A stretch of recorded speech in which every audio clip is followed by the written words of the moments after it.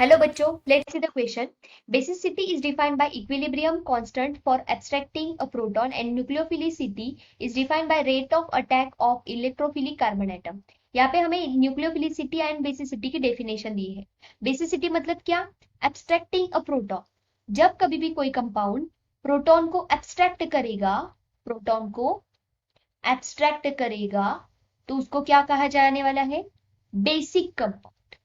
वो होगा basic compound और उसके कैरेक्टर को कहा जाता है बेसिसिटी. फाइन.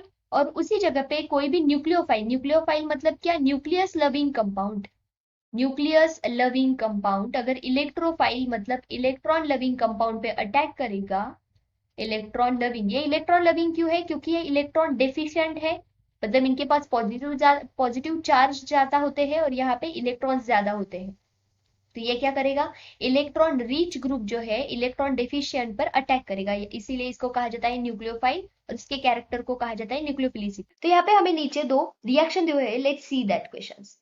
यहाँ पे दिया हुआ है बेसिसिटी. ये जो बेस है ये क्या करेगा? इस हाइड्रोजन को एब्स्ट्रैक्ट करेगा, यहाँ पे BH कन्वर्ट होगा और यहाँ पे इसका अनायन फॉर्म हो जाएगा A- में.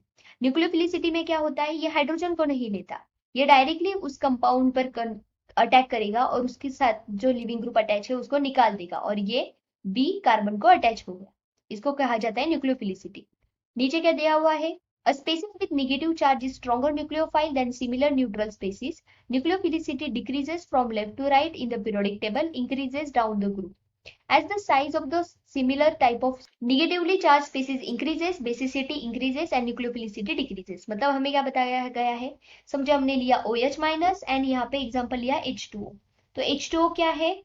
न्यूट्रल न्यूक्लियोफाइल है. Why neutral? क्योंकि इसके पास इलेक्ट्रॉन पेयर है पर निगेटिव चार्ज है क्या? नहीं. इसके वजह से OH माइनस के पास निगेटिव चार्ज होने के कारण this is more stronger nucleophile than neutral one. Okay. उसके बाद क्या बोला गया है? Nucleophilicity decreases from left to right. Left to right nucleophilicity क्या हो जाती है? डिक्रीज होती है. And down the group nucleophilicity increase होती है इन पीरियोडिक टेबल. ओके. उसके बाद बोला गया है कि अगर साइज इंक्रीज हो जाएगी, साइज इंक्रीजेस, बेसिसिटी इंक्रीजेस. इसका मतलब size is directly proportional to basicity and inversely proportional to nucleophilicity. अब ये सब कुछ बोलने के बाद उन्होंने क्वेश्चन दिया हुआ है, among the given pairs in which first has lower nucleophilic character. ऐसे इनमें से चार ऑप्शन में से ऐसा कौन सा ऑप्शन है जिनमें फर्स्ट जो है nucleophilic character lower nucleophilic character दिखाता है? Okay. So let's see. Nucleophilic character कब हम देख सकते हैं? एक तो उसकी साइज जो है वो यहाँ पे लोअर बोला है तो इसकी साइज कैसी होनी चाहिए? ज्यादा साइज होनी चाहिए. इसकी इलेक्ट्रोनिगेटिविटी भी ज्यादा होनी चाहिए. फाइन. तो यहाँ पे देखते हैं. यहाँ पे दिया हुआ है S माइनस, यहाँ पे है OH. तो हमने जैसे पहले देखा कि S माइनस है मतलब माइनस चार्ज होने के कारण इसकी जो न्यूक्लियोफिलिसिटी होगी वो ज्यादा होगी एज कम्पेयर टू दिस, क्योंकि ये न्यूट्रल हो जाता है. राइट है. तो ये तो सही है क्योंकि फर्स्ट वन पूछा हुआ है. यहाँ पे देखिए तो ये जो माइनस चार्ज है वो इजीली अटैक कर सकता है as compare to this. Okay. क्यों? Because nucleophile is steric sensitive. Nucleophiles are steric sensitive. Steric sensitive होने के कारण क्या होता है?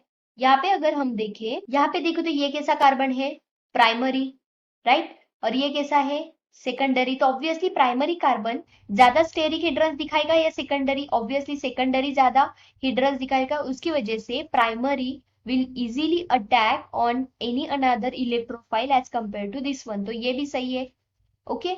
इसके बाद अगर इन दोनों को देखें तो यहाँ पे क्या है? CH3 और यहाँ पे देखें तो ये भी CH3, यहाँ पे CH3, यहाँ पे CH3, यहाँ पे भी CH3 मतलब यहाँ पे क्राउडिंग बहुत हो रही है और इसके वजह से क्या हो जाता है? इसकी न्यूक्लियोफिलिसिटी डिक्रीज हो जाती है, जैसे कि मैंने बताया स्टेरिक सेंसिटिव. ओके. तो इसके यहाँ पे स्टेरिक सेंसिटिविटी के कारण, स्टेरिक हिंड्रेंस के कारण यहाँ पे क्या हो जाता है? इसका अटैक इजीली नहीं हो पाता है. That is the reason the first lower nucleophilic character कौन दिखाता है? This C. And the final answer will be option C. Okay. क्योंकि इसमें जो फर्स्ट वन दिया हुआ है ये अच्छा न्यूक्लियोफाइल नहीं है as compare to this one, क्योंकि यहाँ पे 2 ही CH3 है। तो this one can easily donate their electron और it can attack on easily on electrophile. यहाँ पे देखें तो फॉस्फोरस एंड नाइट्रोजन में फॉस्फोरस की साइज ज्यादा होती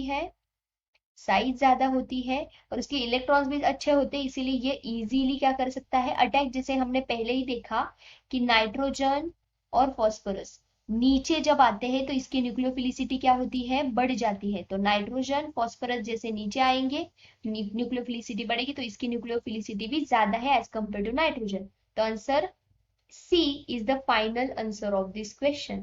So I hope you understood the answer. Thank you so much. All the best.